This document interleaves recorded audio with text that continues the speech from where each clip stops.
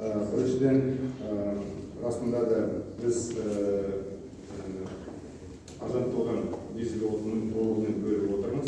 Бірақ та кейбір операторлар кейбір өңірлерде өздерінің міндеттемелерін толығымен орындамай отыр. Яғни кейбір ауыл шаруашылық өндірушілерге толық көлемде арзандатылған дизельді жеткізбей отыр. Біз бұл жұмысты қазір бақылауды күшейтудеміз және сол операторларды біз жауапқа тартамыз. Және болашақта ондай операторлармен біз жұмыс істемейтін боламыз. Ал енді сұрақтың екінші бөлігіне айтатын болсақ, ол жалпы Еуразиялық одақтың, экономикалық одақтың әсері деп айтуға болмайды. Бұл халықаралық нарықтағы конъюнктураға байланысты. Біз басқа елдермен өзіміздің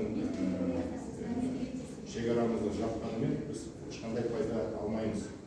Керісінше біз ашық болуымыз керек және экспорт пен импортты өзара саудамызды ары қарай ұлғайтуымыз керек. Ол біздің экономикамызға оң әсерін береді және біздің экономикамыздың ары қарай тұрақты дамуына негізгі фактор болады.